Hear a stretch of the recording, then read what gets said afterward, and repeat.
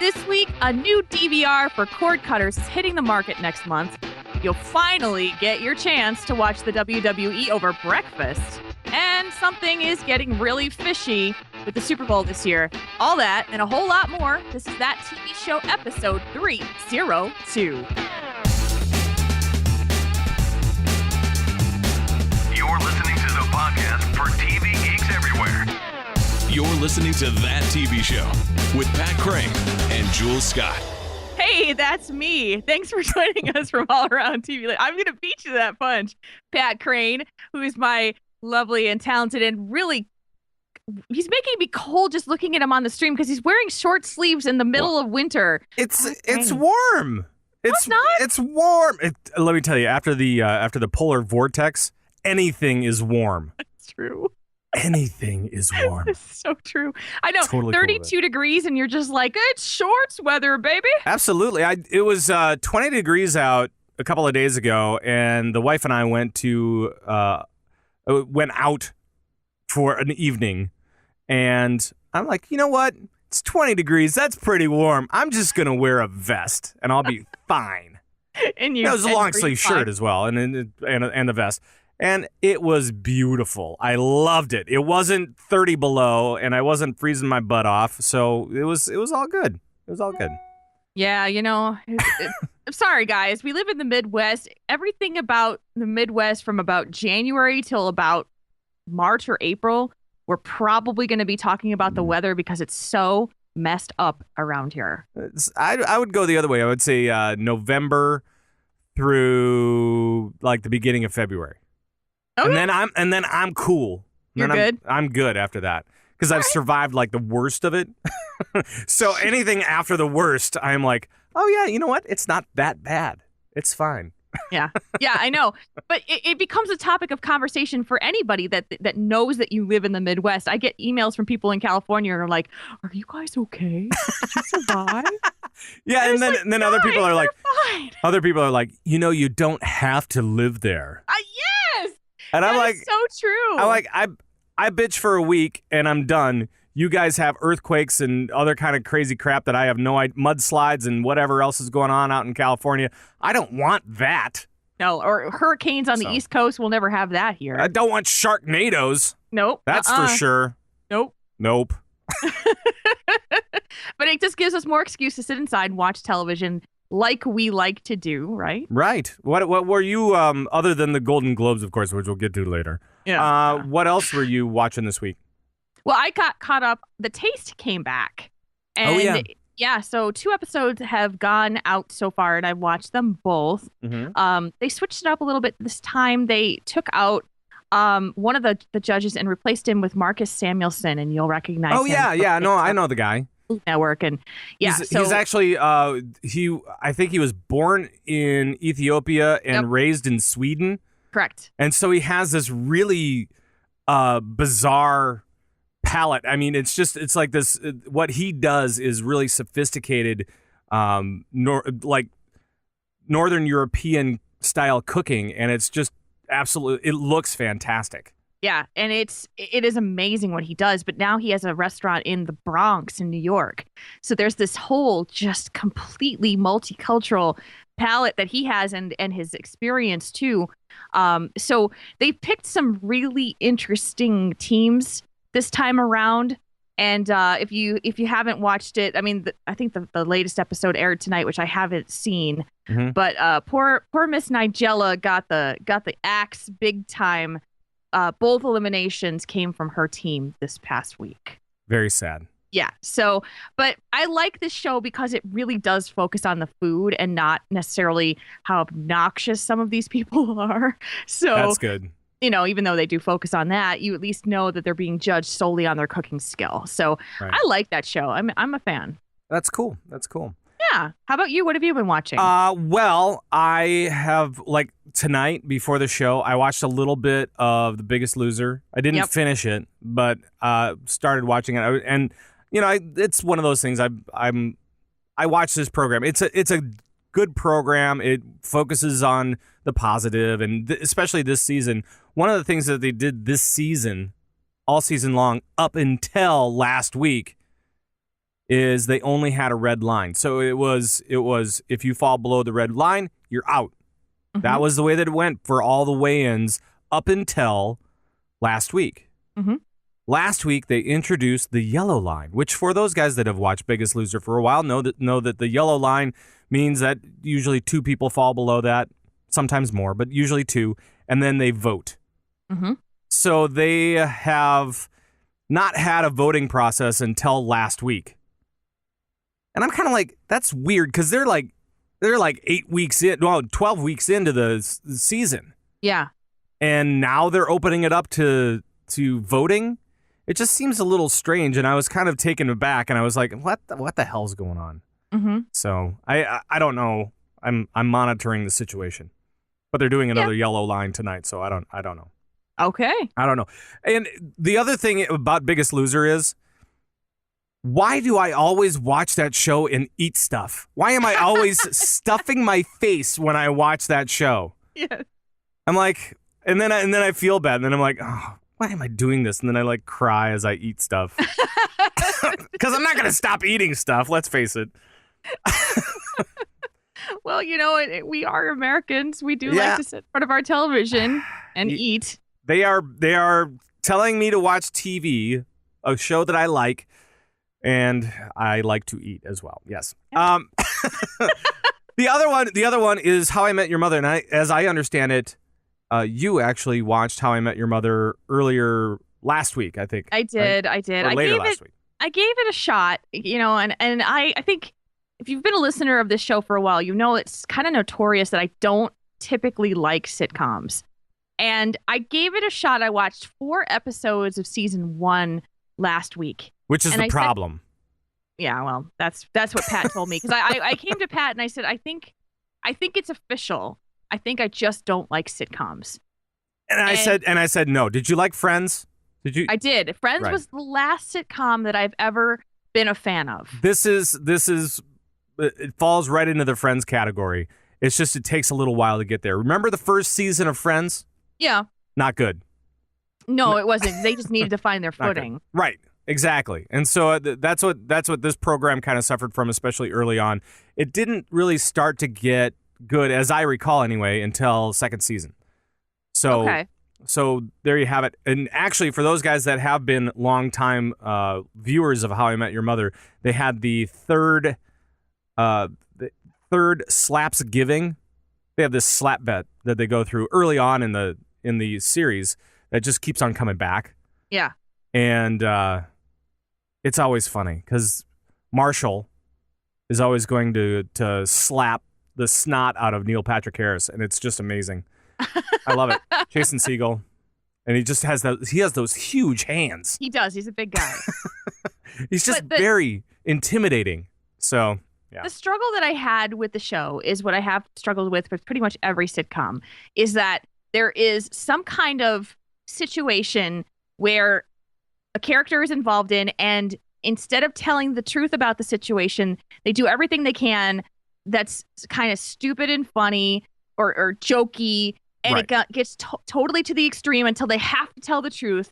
And it just seems like this repeated formula each time. And that's exactly what the first episode, awesome. Sure. I really liked it. The last 3 of them was that same thing of, we're just going to act like an idiot out of character because we're going to make the audience laugh. And it didn't make me laugh. Right. Well, the nice thing is that after they figure out who these characters actually are, it becomes a lot better, and you know what extremes these people are going to have. Mm-hmm. So that is where it really starts to kind of be the actual show that it is. The first season is always tough. It's always tough. And yes, sitcoms are always about extremes. Yeah. But then again, so are dramas. And I get into that same thing with dramas. With dramas, I'm like, yeah, okay, here we go. Especially like soap opera dramas, like Revenge. Mm-hmm. That's a primetime soap opera essentially. Mm-hmm. And every time I watch it, I'm like, because the wife is watching it.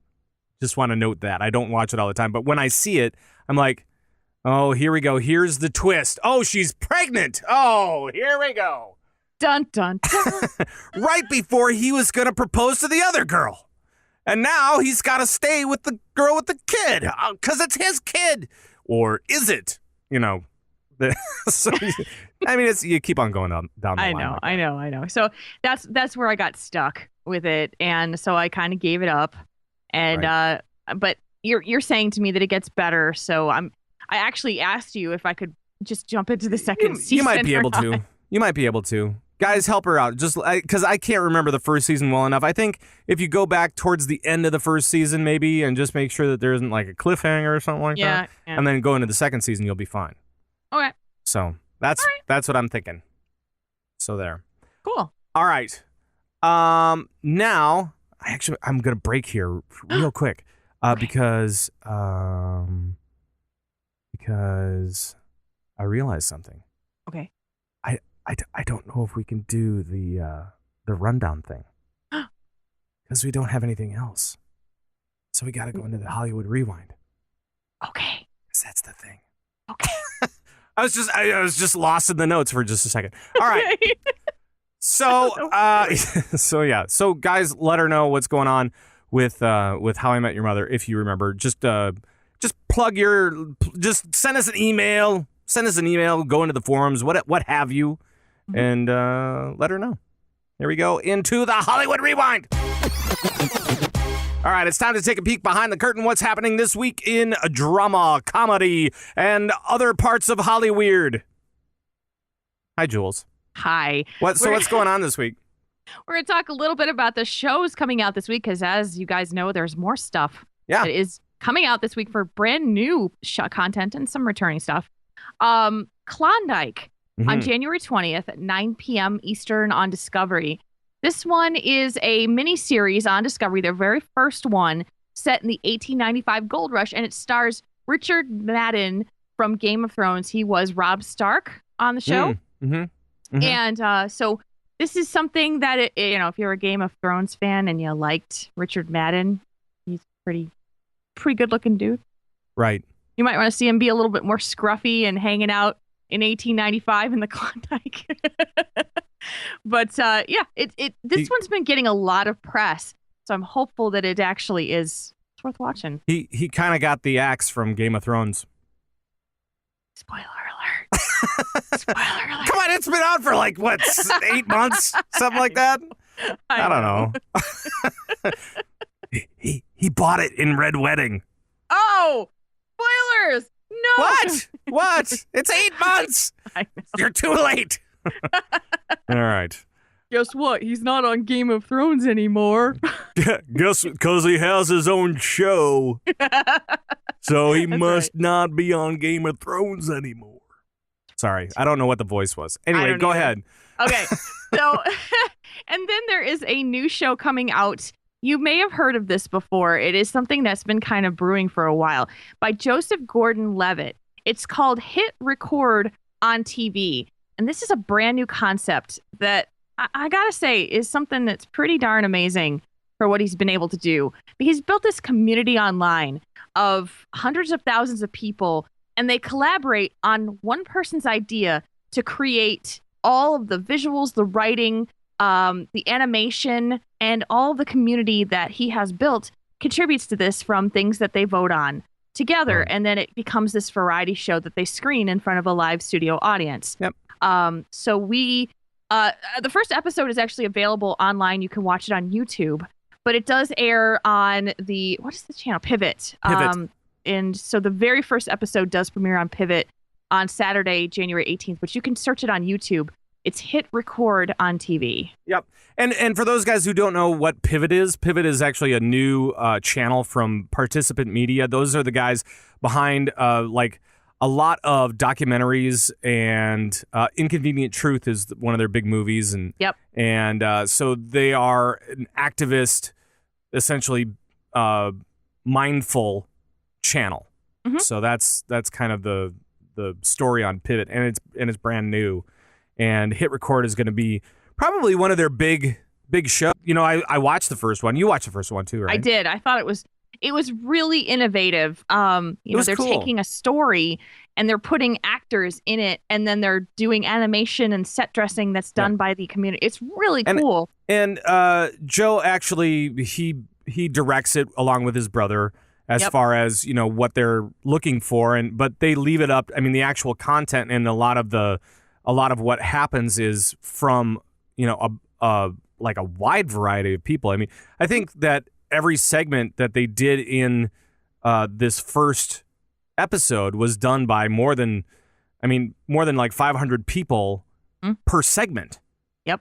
Which is wild. And so then they take all of these different things and they kind of combine them in such a way that makes a pretty artsy and very different looking show. Yeah. And it's cool. I think Joe is a little heavy-handed from time to time with his hosting. Yeah, he is. But he's always been kind of like that, right? So he's always been kind of stiff. Yep. And he's always been like, "Hey, come on over here." He's kind of more like a circus barker. That's kind of how I picture him. He's odd to me because he is an odd one. The thing about Joseph Gordon-Levitt is, like, if he was walking down the street and I passed him on the street, I would not recognize him as who he is. He just has that kind of face to me that isn't recognizable as someone distinctive. And so every time I see him, he looks, it's this weird thing that happens with me, I guess. I just see him and I know that it's Joseph Gordon-Levitt, but I watched him do a thing where he was walking down the street actually filming himself. Yeah. And people were like walking past and I'm just like, yeah, if I walk past that guy, like if Tom Hanks walked down the street, I'd be like, holy crap, that's Tom Hanks. Well, it's just him and his little camera on a like a stand. Not even a stand, just like he's just like holding it above his stick. head. Yeah, exactly. So, but it's an interesting thing. This kind of reminded me. Remember back probably about a year ago, Conan O'Brien did a crowdsourcing kind of episode where he gave out the entire episode and had people draw it or do the puppet acts or do everything, and they recreated it with all of the I don't remember this at all. You didn't see this? I don't know. Now I want to. You should go look for this. He did the episode, put it out there. I'm YouTubing it right now. To do this because it's a very similar concept where they were doing everything from like puppet animation to some guy pretending to be Conan, and it was like these little snippets of what these viewers contributed, edited together to become the whole episode. It's pretty cool. Weird. He's looking on YouTube. I am looking on YouTube right now. It's been a while. It was like a year ago. Well, we'll see what's going on with it. Okay. Oh yeah. Okay, all right. I've got it up. I won't play it right now. Don't worry about it. Yeah, but you know what I'm talking about. But it's ready for later so that I can watch it and cool. Yeah, very cool. Well, Joseph Gordon-Levitt. The other thing about this is that he's actually had HitRECord.org for a while now. Yes. So having this on TV is no big deal. And if you guys are artists or poets or voiceover people or somebody in the industry somehow, and you want to participate in it, go to hitrecord.org and sign up. Don't make the same mistake that I did, however, and I forgot to put in the year that I was born, and it defaults on like this year, which is stupid. And then I couldn't log back in. It wouldn't let me sign up at all after that because it said, "Before you said that you were under 13 years old. We can't accept you." No. So make sure you do it completely. Otherwise, you might not be able to sign. Totally in there. Yeah, it was bad. Oh shit. I was like, "Oh crap. You could just delete your cookies. Yeah, I know. So we're all good now. Okay. All right. And finally, the following, we watched the following last season. It does return this Sunday at 10:30 p.m. Eastern on Fox. And it looks creepy. It does look creepy, and it sounds like 10:30 p.m. Eastern is pushing that time back a bit. I'm thinking that it's getting more violent if they're keeping it later at night. Well, and 10:30 really doesn't. Is this going to be a half-hour program? I know, right? It's like because most of the time that was an hour program. At 11 o'clock news on the East Coast is a pretty big thing, but I guess pretty standard.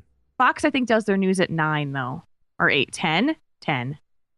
Huh? They do their news at Weird. 9 here in Wisconsin, so I think they do it in there. I don't know. Right. I'm talking out of my butt. And it's on Sundays. It was on Tuesdays last time. It was on Tuesdays last time. So yeah, I don't know, but it's kind of the trailers for it. It looked pretty creepy. Everybody with those Joe masks on the subway. and they're all staring, like dead eyes, just staring at people, and then they open up a can of whoop ass. Look out! So. It's weird. It's so strange. Should we do a little bit of what happened this week in the award shows? Why, let's do that. All right. And of course, we're going to be talking about the Golden Globe Awards, the 71st annual ones, held Sunday at night, last Sunday. So, a couple days ago. Yeah. Everybody was drunk. Everybody was drunk. Everybody was drunk, and there were some very awkward speeches. Yes. Jacqueline Bisset, very, very awkward speech. Yes. They tried to play her off not once, but twice. Mm-hmm. And it did not work. She was not having any of it. And then you have, what's her name singing songs? Who was it? I can't remember now. It was a crazy, crazy night. Yeah, it was. Yeah. Tina Fey and Amy Poehler, however, did very, very well. Yeah, they got great. Themselves into a little bit more hot water by some of their jokes, but they like just what jokes? Come on. Oh, a couple of them. They're like last year they poked a little bit of fun at Taylor Swift, and told Michael J. Fox's son that that she should stay away from Michael J. Fox's son last year, and so it turned into this big thing where Taylor Swift went on Katie Couric, and there was a comment made of women who make fun of other women, there's a special place in hell for them. Oh, so there was a callback to Amy Poehler to say, there's a special place in hell for you for winning this Golden Globe. Wow. Yeah. Wow. Yeah. So way to hold a grudge. She's a comedian. They don't always land well. No. You gotta expect that from comedians. I mean, they called Matt Damon a garbage man, for crying out loud, and he played along with it. Absolutely, he did. In his little speech when he went up there to present, he went up, and the garbage man forgot his glasses, and everybody had a little chuckle. Yeah, it was nice. That's how you play a joke. You poke fun at yourselves. Right. People poke fun at you. You play around with it. It's all good. And yeah. But the Golden Globes is like the big party. Yep. And some year someone is going to like run across the tables instead of try to walk around them to get up to the stage. Mm-hmm. And by the way, I just have to say congratulations to Jules. She kicked my ass. So in the scheme of things, Jules really she won. I won nothing. I shall say that there has been some talk within the community about the fairness of our picking. There has been. Because people feel that it may not be fair that one of us gets to go first if we are going to pick different choices for each one, which we have been since we've started this. Because Pat started this whole damn thing by saying, we have to pick different stuff because it's more interesting. Did I say that? You did. Oh, okay. All right. So then... So I have myself to blame. Look at that. You kind of do, because of the Emmys, you got to pick first, and I still beat you. But I'm fine with that. Didn't we tie for the Emmys? Oh, you're right. We did tie. I think we tied for the Emmys. Yeah. This one, you clearly spanked my bottom here, because I got to go first, so there's questions of whether that's valid or not. And I say, audience, that we should be able to pick what we want to pick, and if it's a duplication, so be it. Right. But, I mean, Breaking Bad was a big winner. One that I did not see coming, but Brooklyn Nine-Nine was a big winner, and 2 wins. Boy, Andy Samberg is great, and I hold nothing for him. The cast of Brooklyn Nine-Nine is phenomenal, but I think this one won because of the cast. I mean, it's got to be, because the show. I watched the show, and I'm like, I don't get it. Yeah, I don't get why this is such a big deal, because it's really not all that. I mean, it just seems like a regular sitcom to me. So I don't know, and that's me. So I watched the first few episodes and I was like, Yeah, I know that you weren't that thrilled with it. It wasn't something you were like, this is a fantastic show. But it won 2 Golden Globes. It won for the series, the best comedy in TV series, and for Andy Samberg. Right. So You can bet there's going to be some setup and notice right now, but there was also a surprise with the winner of the Best Actress, which happened to be Robin Wright for House of Cards. That was the first Golden Globe win for Netflix. Yes, and that was great, and I was so glad to see that she won that. And I almost chose her as the winner for that, but of course I did not because I did not win a damn thing. I was aced out of this one. Well, I believe the viewers can have their say on how we do the Emmys next time. No, let's just do it our way and we'll figure it out later, and who cares? And then you could have cause to be, I would have cause to be grumpy next time because you get to go first in the Emmys. Right.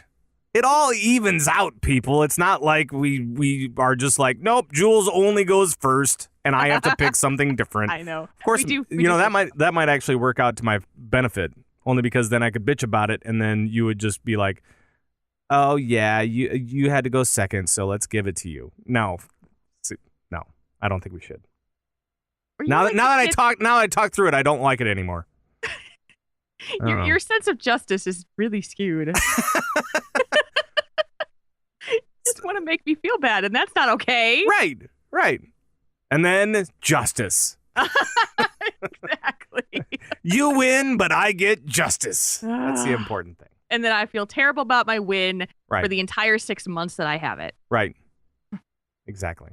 So, all right. So anything else with the Golden Globes? No, There's a bunch of stuff online. I mean, people have already kind of, was there anybody that you particularly saw that you were like, oh my God, she looks amazing? I was looking at the dresses carpet. And, the one person who isn't a TV star, but Jennifer Lawrence, you saw what she was wearing, right? Mm-hmm. Jennifer Lawrence actually spawned a TV, she spawned an internet meme, I should say, people that were mimicking how they could do her dress at home. So wrapping themselves in bed sheets and, and ribbons and that kind of stuff. And I have seen everything from her, from people saying that her dress was beautiful to saying her dress was atrocious. And I just don't care. Because Jennifer Lawrence, she kind of ascends beyond that. She's just so freaking amazing. I love that woman so much. She's one of my favorites in the entire thing of Hollywood. That's funny. This weekend I actually saw The Hunger Games, the second one. Oh, you did? Yeah. I saw it too. She was really good in that. Well, that's good. I am a big fan. The movie, I've read all the books. I am a big fan of that series too. Right. Well, what's not to like? I know. Oh, she's pretty amazing. So how about you? Anybody that stood out to you? No. But it is kind of amazing that like everybody, I was browsing around different entertainment sites and stuff like that, and they always have like the best dressed and worst dressed of the 2014 71st annual blah blah blah, whatever. And I'm like, okay, let's take a look at these things. Everybody was different. And everybody was like, oh my God, this person was amazing. And then the next site said, this person, the same person, was horrible. I can't believe it. And here's somebody that we just don't know what the hell's going on over here on this site. But on the other site, the person is doing swimmingly well. So I have no idea. I like to watch on the internet. I like to look at the dresses as people arrive because they do live blogs of that all the time. And you see all the pictures. Right. And then I like to pick who's going to get ripped apart and who's going to get praised. And you're never right. You just don't know because everybody's just like, I look at the dress and I go, ew, she looks like a piece of crap in that outfit. And everyone's like, that was the most gorgeous dress at the Oscars this year. And it's like, oh God, okay, I clearly have no taste. I clearly don't either. That's why I don't even try. I'm not even going to try with this. That's why we podcast instead of do that stuff. Right, exactly. So that was the 71st Annual Golden Globe Award recap from That TV Show. You sound like you need a tissue. I do. So let's move it along. What else do we have on tap here? Well, there's a new, oh God, here we go. I can't wait for this story to come out because I know you're itching. There's a new device out there. Say it. A dongle. There we go. Out there called AirTame, which offers wireless HDMI streaming from your computer to your television. It was debuted at CES, and You just basically plug it into your computer. You could be, or your HDMI part on your TV, and you're streaming from your computer. Mhm. It's mirroring what's going on your TV. But this thing, it was funded through Indiegogo, and it is looking like it's about an $89 device to be able to purchase it, getting it in May. Right. You know what?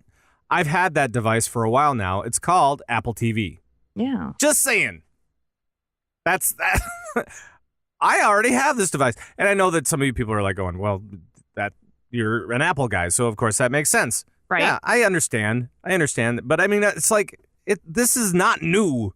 No. I mean, it's a new dongle. And who doesn't like to say dongle? Dongle.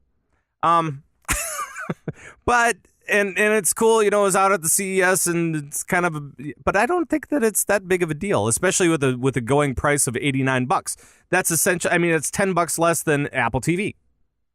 Well, let's look at this from a different perspective. Sure. This was funded, this was crowdsourced. Which is cool. That is right. a cool part. Yeah. So if something like Apple TV already exists and it's been out there, that technology's been out there for years. They had a $160,000 goal on Indiegogo, and they have funded at $510,000. Right. So they have. I mean, yes, everybody wanted it. Right. You know why it was 5 times more? Is because if you made the pledge of $89, you just got one. Right. So if you made the pledge of $90 or $89 or more, you just automatically got one. So people are like, yeah, sure, I'll pay $89 for that. Here you go.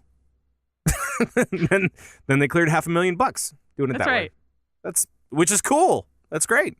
So I mean, I agree with you 100%, and I showed this to my husband, and he's like, "Well, we don't need to have anything like this. We already got stuff like this out there. Why do people find this so exciting?" Right. Honestly, I can't come up with a reason besides it's not an Apple product. Yeah, exactly. That's the only reason, and that's fine too. We got to. I think having more of this tech is actually really good, and I'm glad to see that other people are getting into it. Yeah. So that's cool. Yeah. Especially if they can make $500,000. Why not? I know. I at this point in the game, what did we spend? $99 for an Apple TV. So this is like $10 less. Mm-hmm. And just on a side note, I'm ready to throw my Apple TV out the window. Yeah, you're having some issues. You were talking about that. You're having some hardware issues, it sounds like, that I am just not having. Yeah. And so the issues that I'm having, and I'm wondering if anybody else is having this, I've been searching online and I haven't found any solutions. Netflix on my Apple TV won't connect half the time. It just says there's an error in connecting. Please try again. Right. And then it just connects fine on other attempts. That's great. But anything I purchase through iTunes, so TV shows, we purchased a movie the other night. It streams fine. It buffers fine. It gets downloaded. We have a high-speed connection, so there's no issue with our connection. But the video lags, though the sound keeps going. So it'll pause or it'll stutter. That's weird too. And then it just goes into super fast mode to catch up. And if you pause it, it doesn't stop it. I've had that happen maybe once. Have you? Yeah, but I mean, it's not like a persistent thing, right? So it's always just been okay, one time. Right. So random. And then it's just oh, it's fine. But yeah, I haven't had those same problems, especially persistently like you have. So. Right. And so yeah, it's been so frustrating. But and then we purchased the same movie because we couldn't watch it on the Apple TV. We purchased the same movie, bought it on Amazon Prime, and watched it through our PlayStation 3. Yeah. No problems whatsoever. So it's not our internet connection. It's not the internet. Yeah. No. So it definitely sounds like hardware, and so I don't know exactly. Maybe there's is there a way to reset that? There may be. Yeah, Fate 3000 in our chat room just says he has the solution just to reboot the Apple TV and it works. I will try that and see. It probably means a hard reboot on it, the actual mechanism reboot. Yeah, that's what I'm thinking. They're how on some of their devices you take a little safety pin and you go and you poke in the little that sounded dirty. All right, well, let's move on. Oh, boy, before this gets out of control. Yeah. We'll move on to our new segment for cord cutters.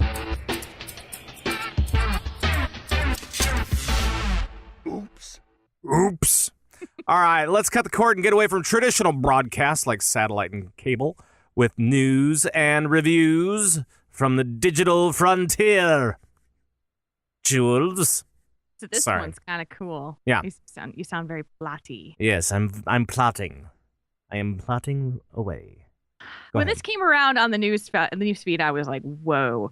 WWE, World Wrestling Entertainment. Yeah. Used to be WWF back in the day before they had to change it. Before the lawsuit, yeah. For the lawsuit, they're launching their own TV network, which in itself is pretty amazing. It's cool. Yeah, I mean they've been out there doing this forever, but Right. the big news about this is that this network is going to be a streaming network only. It's not going to be available on satellite or cable. It is going to be available on PS3, PS4, Xbox 360, mobile devices, and computers, and soon to be Xbox One and certain connected TVs. So you're not going to see this show up on your program list on your Dish network. Right. Or anything like that. It's only going to be streaming. You know why that is the most brilliant move from the WWE ever. Yep. I think because they know where their audience lives. Yes. They know who their audience is so well. They are so in touch with the guys that are watching this stuff that really want this entertainment, and they know that they are gamers.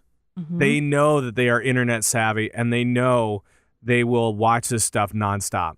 Yes. So it's cool. It's so they're cool. bringing all of this, like their pay-per-view. I mean, they subsist on their pay-per-view content. Right.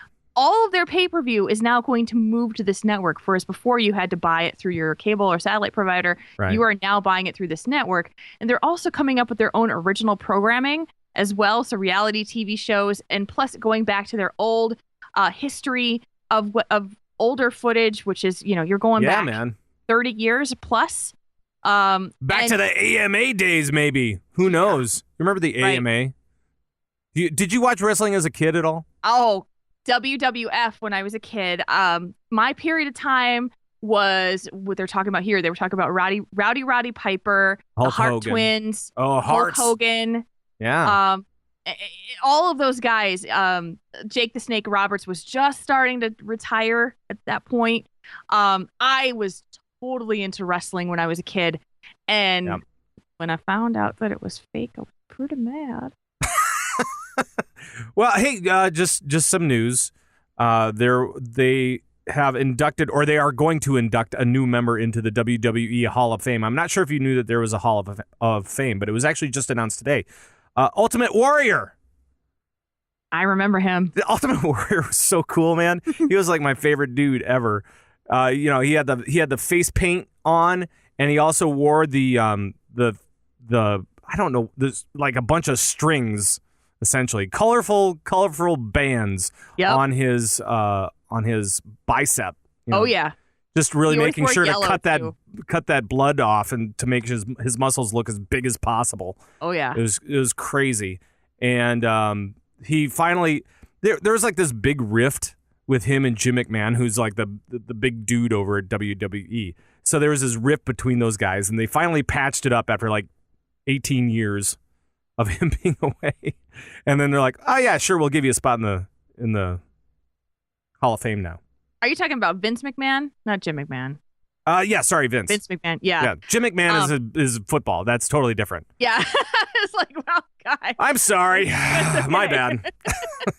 So yeah, I think it's a pretty amazing development for this, because when you think about how much it costs for people to purchase all of the 12 pay-per-views, that's $675 for you to be able to do that. Wow. So they just pay for this new streaming network. You're getting $9.99 monthly with a 6-month commitment. Right. And so did I ever tell you the story though about how I was on a plane with all the wrestlers one time? No.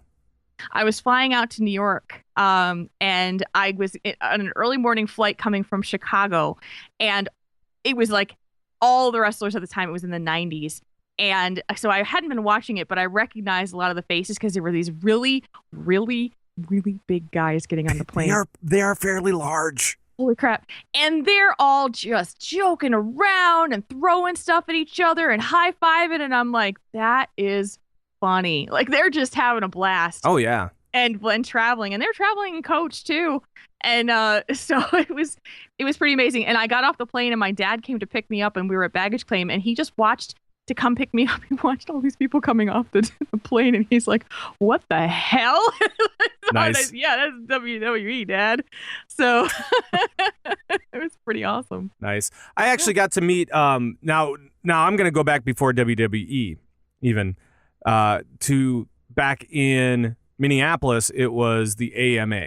Mm-hmm. And so we had the AMA, it was the, oh gosh, I'm trying to remember all their names. It goes back a long way. And some of those guys actually went into the WWE or WWF when that came out and so on and so forth. But there was one guy that I met at the Minnesota State Fair like 10 years ago. And his name was Rock and Roll Buck Zumhoff. Whoa. And so, he was the guy, he came out with a boombox all the time, and he was just, so pumped to be there and blah, blah, blah. And I always kind of like pictured him as a kid, as like this big guy and blah, whatever. I meet him. He's about 5'4", and just really scrawny and kind of like just kind of like this old beach bum scuffling around the state fair. I'm like going, I feel so sad for you right now. I know. So sad. Oh. That is cool. Oh, man. Yeah, it changed my perspective on wrestling, that's for sure. All right, let's move it along, Jules.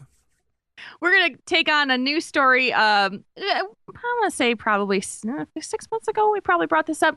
There is a service out there called Aereo, which is an internet startup that is going to be broadcasting the network shows on streaming services on your mobile devices. It was slowly starting to get into different areas. It was going to come to Minneapolis. It was going to come to Madison. Yep. The networks have been disputing this ability for this company to stream their information, their shows, their content. Right. And it has already been taken on by the Supreme Court. On Friday, the Supreme Court did agree to resolve this dispute. And so it means it's getting a lot of notice. It is... Right. Do we know when that's going to go to the Supreme Court? I was looking around. I don't know when it goes to the court. Right, but they've at least accepted it into their docket or whatever. Exactly. I don't know what the legal terms are, but I think that's it. Yeah, I mean the broadcasters are saying that this is a huge, amazing risk for them for their revenue stream, and that it's basically stealing their content and violating copyright laws. But right. Aereo says that it is the same thing that we could have always done with the antenna when we could get a rabbit ear set and be able to broadcast the networks onto our televisions without having to do a service at all. They were going over the airwaves. We were just capturing it with rabbit ears at the time. Yeah, it does seem like that networks are really being... I don't know what it is, but networks seem to be forcing cord cutters into retying the cord, essentially. Yeah. So they really want people to get cable and satellite subscriptions because then they make more money off of that because they make a portion of it. And you also have to realize that, I know partly why it is anyway, because a lot of these broadcast networks also have cable networks. Right. So you have to support your cable networks, and the only way to do that is to stand in solidarity with the cable companies and satellite companies that are providing TV for all these folks. So you try to do that as best you can. And excuse me. And as we were talking about last week with the ABC app, that's exactly why that happened. Yep. Is because they want to stand in solidarity with the rest of their channels, and they said, you know what, we can't do it anymore. We got to make sure that we're getting this revenue in, and so we can't be this thing for cord cutters, and it's really sad. Yeah. For those guys that want to get away from TV and satellite, from cable and satellite. So this brings up a lot of questions, and I don't think that there are going to be any easy answers, and definitely no quick answers, I don't think, on this show. But the big question that I have for you is, with networks trying to get people back into TV providers, what can we do or what should they be doing to make sure that they are getting as much out of it as possible? One of the things that I thought of was, wouldn't it be great if TV providers provided a basic, like, non-service where they provided you with an account for some kind of, fee per month, like $5 a month or $7.99 or whatever the heck the latest, Netflix subscription is going for, or Hulu Plus, and charge you that and then not hook you up. Mm-hmm. How easy would that be? And that's just for all your online subscriptions to work. Right. If they did an option like that, man, they could actually probably make a good chunk of money. Well, absolutely, because when you think about when we were in the days of rabbit ears, you were forced to watch commercials, which was their revenue stream. There was no DVR. There was no ability to fast forward. There was no pausing. So you're losing viewer eyes on the advertising revenue stream. So you have to figure out a way to make the money. Who's going to pay for these shows to be made? The advertisers. And so if you can't get the advertisers to the viewers to see your product, then you have to figure out a way, like you said, to create a way that they can be billing you as a consumer to have their product. But what they need to do is not be running scared of the mobile platforms, and which is what they're doing. Right. For sure. And the fact that they have these alliances and agreements with the cable and satellite companies. Right. Because as you can see, we talked about this earlier today. There was some recent news about FX coming out with their app, and you have to have a cable or satellite provider to indicate that you're part of that, and you have to put in your login information. I am screwed when it comes to this because I have a more of a local TV service, which is very similar to cable and satellite, but it's internet based. Right. And it's done by TDS, which is one of the local services out in the Midwest. These apps don't recognize that service, therefore I can't get it. Right. But I pay for that. Well, and it's really weird when ABC does it, which is a broadcast company. They are, putting the signal out for free already. Right. And then for their app, they're saying, no, you can't do it.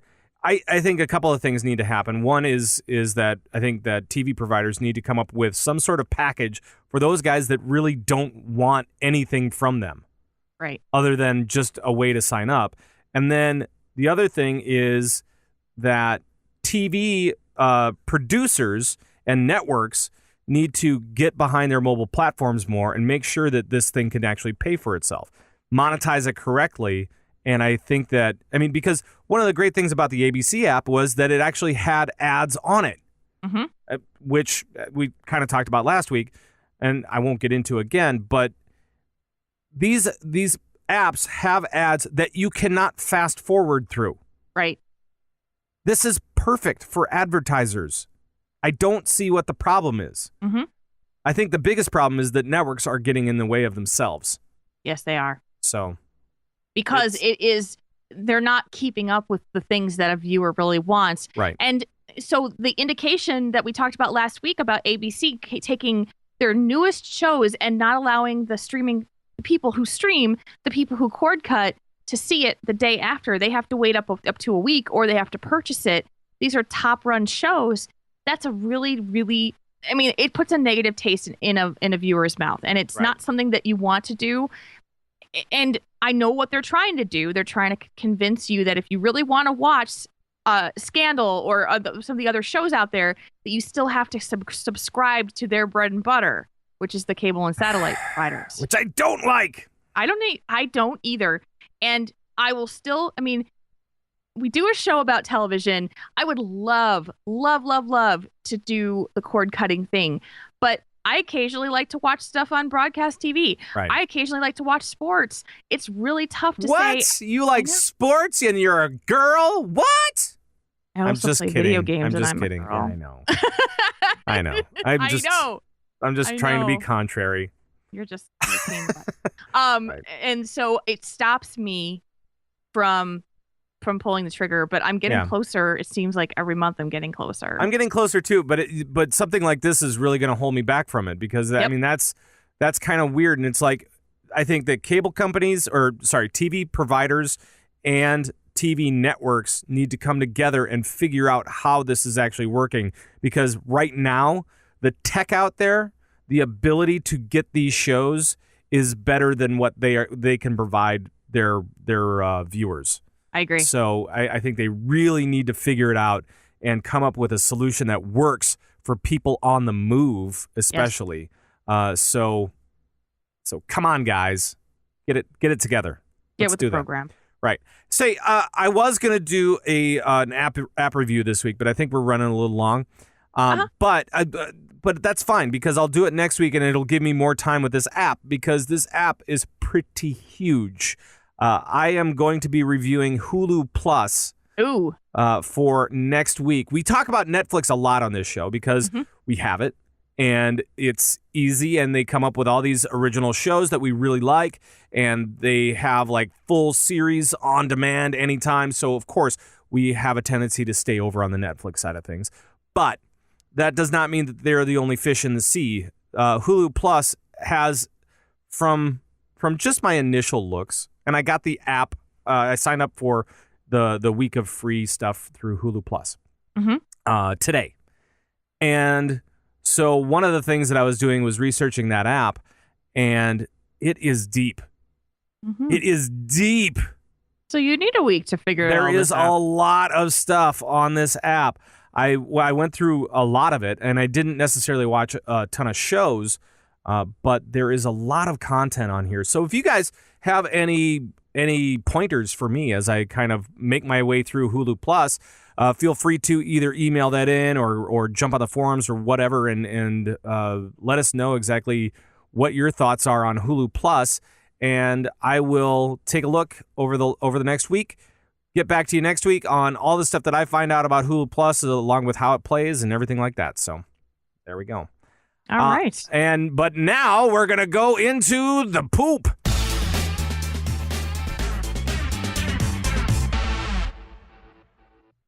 There we go. I missed the button. I don't know what was going on with that. Yeah, exactly. The button wasn't there for me for this. So now there we go. All right. So Jules, what's in the poop? That never sounds right. I know it doesn't, but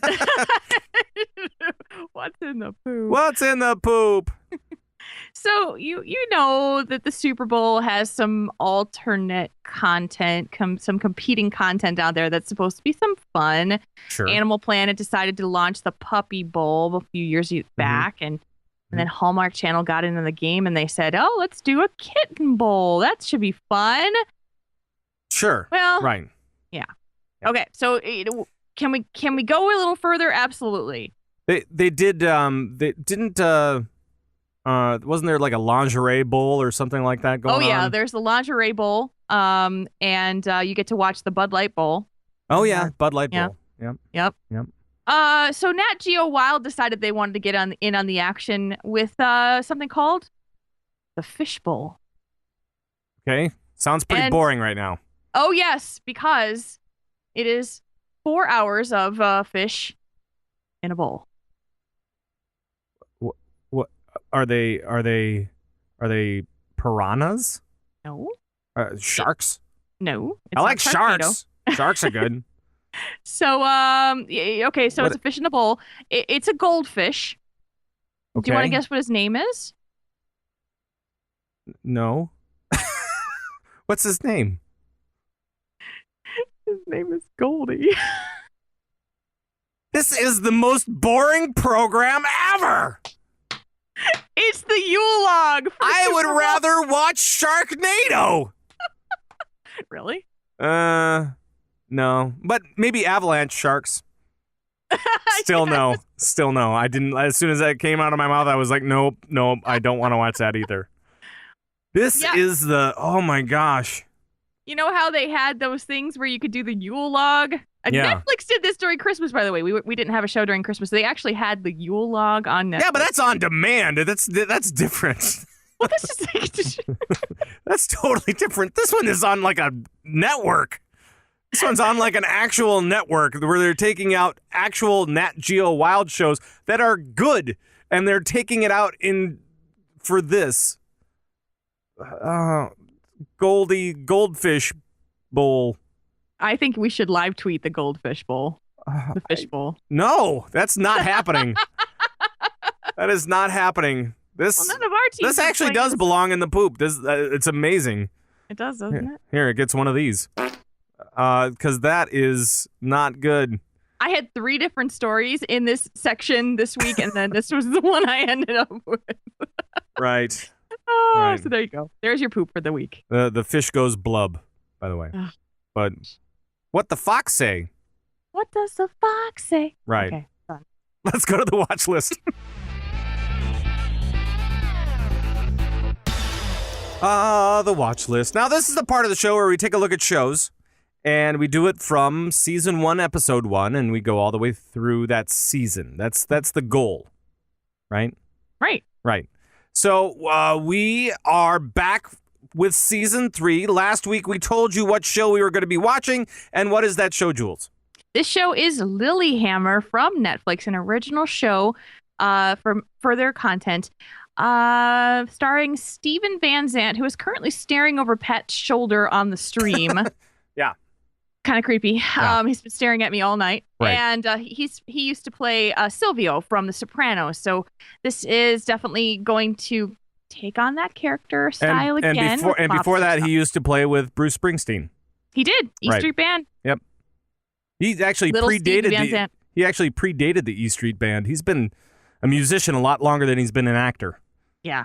So. Yeah. It's. I actually was really surprised when he became an actor, and I'm like, well, he's the guy from the E Street Band. Like, it just kind of Right. messed me up. Right. But I really liked him in The Sopranos. I thought he was, pretty much perfect for that role. Yep. So we started watching this. We watched the first 2 episodes, and a little birdie has told me that there may be some ranty pants currently being worn by my co-host. Yeah, well, okay. So the thing started, and in 5 minutes, I wanted to throw something at the screen. Really? I wanted to throw something. I just Okay, I was why? like, I was beside myself, almost literally. Not really. Sorry. But I was beside myself because this looked like the cheapest damn production I had ever seen in my life. That's true. Like worse than Sharknado. You're kidding. Really? Well, parts All right. of it. Because, I mean, the FBI guy had like a hearing aid and not like a actual IFB in his ear Mm-hmm. the entire time. And it was like this hearing aid that was just like really weird and huge. I'm like, what is going on here? Like the wire just hung down aimlessly to his side. And it was just really sloppy. Everything was so sloppy and so badly done and done cheaply that I was like, where is this show going? And everything was so stereotypical. Yeah, it was. It started out on the worst possible note for me. And it didn't get better until about 10 minutes until the end. Okay. And then by the 10 minutes to the end, all the way to the end of the show, I'm like going, I like this show. Okay. It started, the first 40 minutes was just horse crap. And then the last 10 minutes, I'm like, oh, this is kind of delightful. I can see where the soul of this show is. Yeah.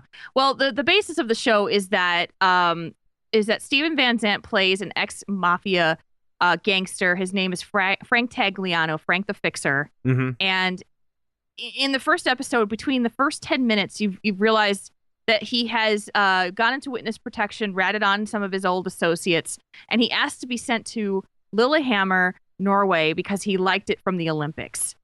And then they get him set up, they give him a new name, Giovanni Henriksen. Henriksen. Yeah. And so it's the story is all focused on Frank living in Norway in completely different conditions than he's used to in New York City. But what I thought you were going to be ranty about was the fact that the story was so not only was it stereotypical, but they pretty much realized how stereotypical it was and didn't even bother to fill in the blanks between the incidents that happened. That was another thing. Everything in the beginning happened really, really quickly. It did. So, like he was on the train to Lilyhammer within the first opening credits. Right. There's a lot of stuff that is not explained in the first episode, and you're like left going, well, that's a little strange. And why isn't the FBI checking up on him once he gets to Lilyhammer and all this? like, I have questions. I definitely have questions about this show. But as it stands, by the end of the last episode, I'm like going, yeah, I'll watch it. I'll watch the second one. Yeah. And I was watching with the wife, and she said the same thing. Yeah. She said, yeah, I'll watch another one. It's a little tough, though, because there is a language barrier. Yes. Because now Steve, little Stevie, he doesn't speak Norwegian in the show. I mean, Right. maybe like, like a hi or, just something simple, but he doesn't speak anything but English, and the Norwegians don't speak English very much. But somehow he understands all of their Norwegian. Right. Well, he's been listening to it on book on tape or whatever. Right. But to me, it seems a real disconnect. It's got the Rosetta Stone. Yeah, I still don't buy it, though. It's literally like he's got this almost fluency to be able to understand it, but he can't speak it. I'm hoping that they explain this later, because he has like this true affinity for the Lilyhammer Olympics.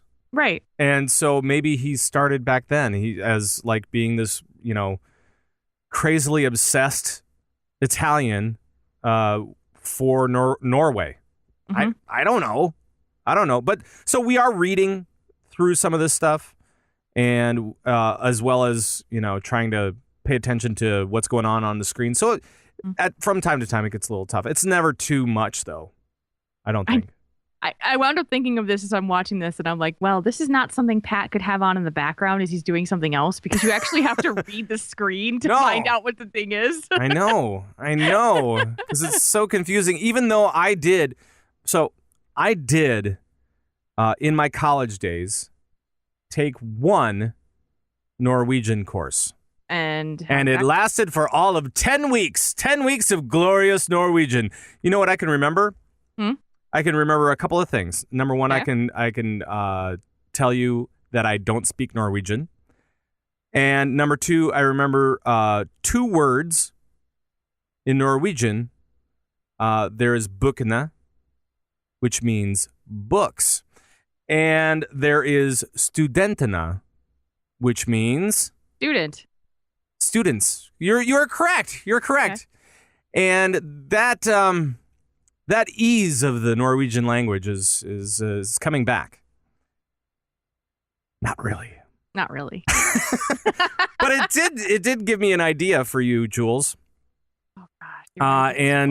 And yeah, it's I want to play a little game with you if I can. All right. And folks at home, please play along. We are going to be calling this one Know Your Norsk. Know Your Norsk is the name of the game show right now. And Jules, I'm going to put you on the spot. And now each of these phrases words or phrases that I'm going to play down for you, they will either be a lovely Norwegian meal, food item, something along those lines, or a Norwegian insult. Oh, God. And I do want to thank Christine, who actually helped me out. She's from Bergen, Norway, which is incredible. And I opened up Twitter today, and I got a few responses, but Christine was amazing and so helpful, and came up with a bunch of different words and phrases for us. She also goes by Strumpet on Twitter and so on and so forth. So very cool. So she helped us out today, and I will play down the first one. I'm gonna give you what I think is gonna be kind of an easy one. Okay, so this is a food item or an insult. Insult. Okay. Right, and you'll have to pick which one it is, either food or insult. Each of these words is going to play down twice, by the way. All right, got it. All right, here we go with the first one. Fiskepudding. Fiskepudding. All right. So what is that one? I'm going to say that's a food item.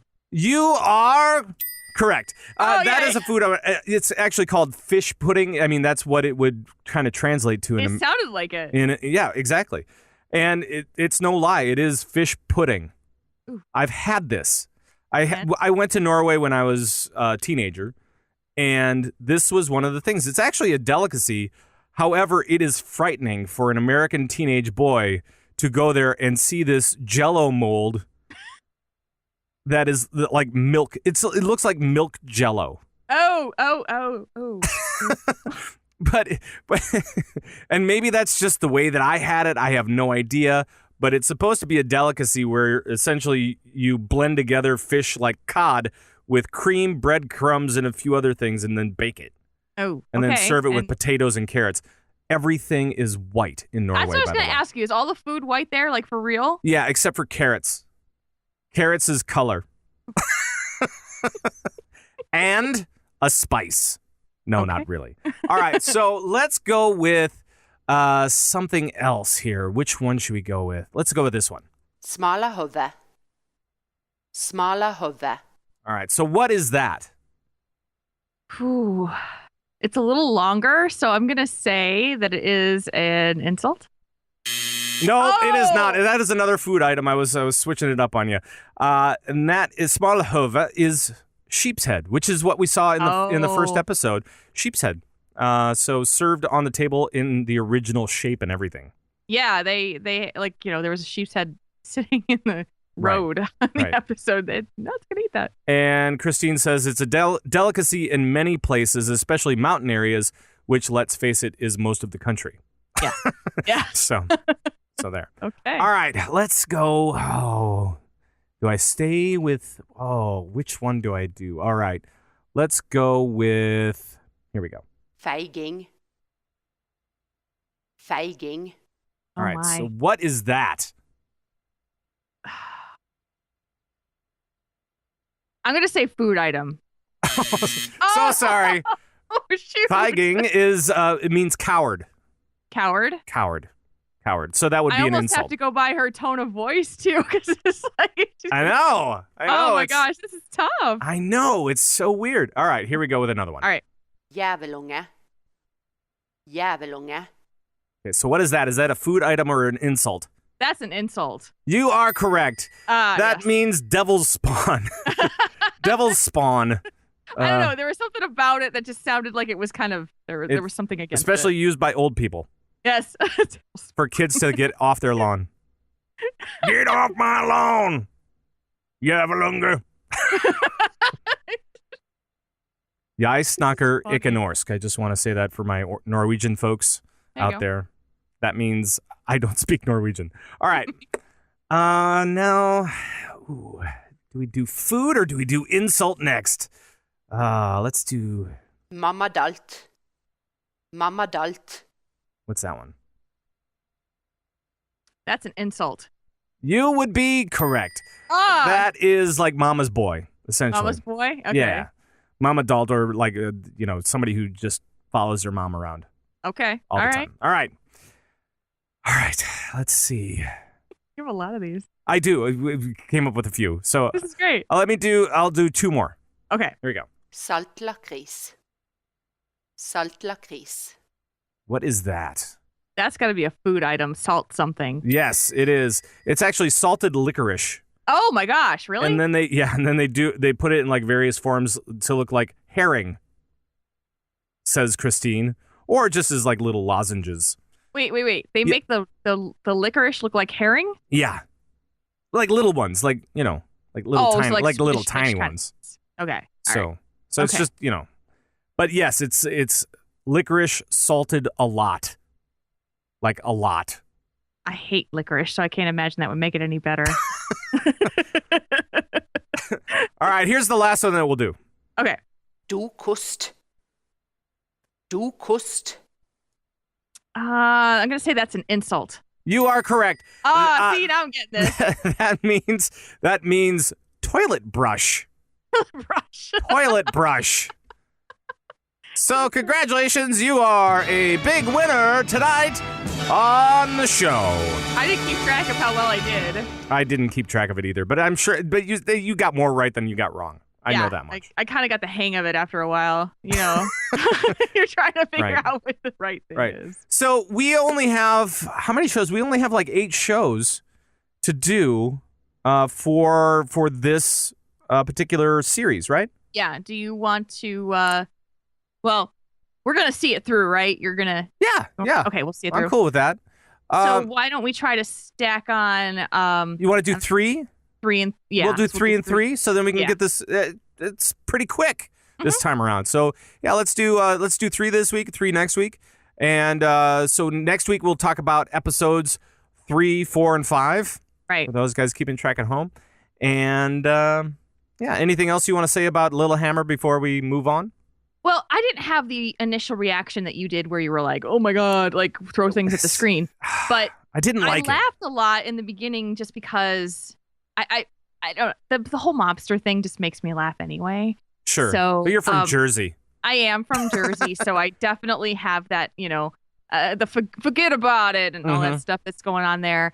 And the stuff where he's totally fish out of water and trying to buck the culture and do his own thing, I found it amusing, even though I felt like I shouldn't be laughing, but I was laughing anyway. Yeah, it was kind of like offbeat humor. I'm liking the second episode, by the way, is when he really starts kind of getting into it, and you go, okay, I think I know where this is going. He's making his own mob essentially in Lilyhammer, and it's kind of weird because the cronies that he has are a bunch of losers. Yeah, they are. So it's kind of funny to see how they try to figure it out. How they kind of try to figure this whole thing out, and so I'm kind of liking where it's going. So I'm kind of excited for 3, 4, and 5. Me too. All right. Well, that is going to do it for the show. That's it. That's all we got. Aww. I know.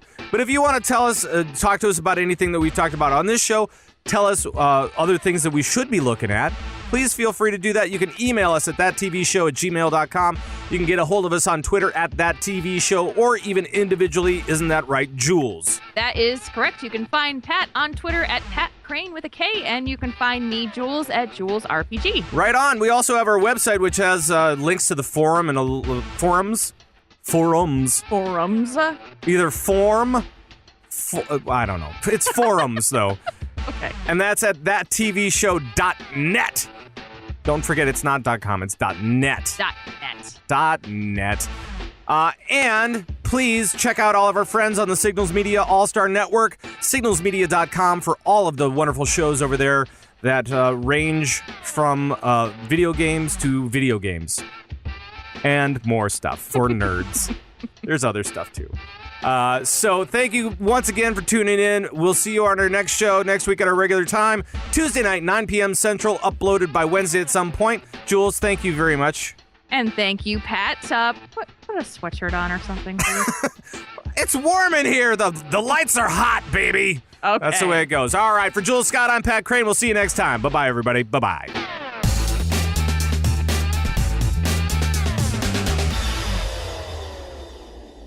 This podcast is a part of the Signals Media All-Star Network. For more information on this and other fine shows, go to signalsmedia.com. It's okay to stick our stuff in your ears. Really?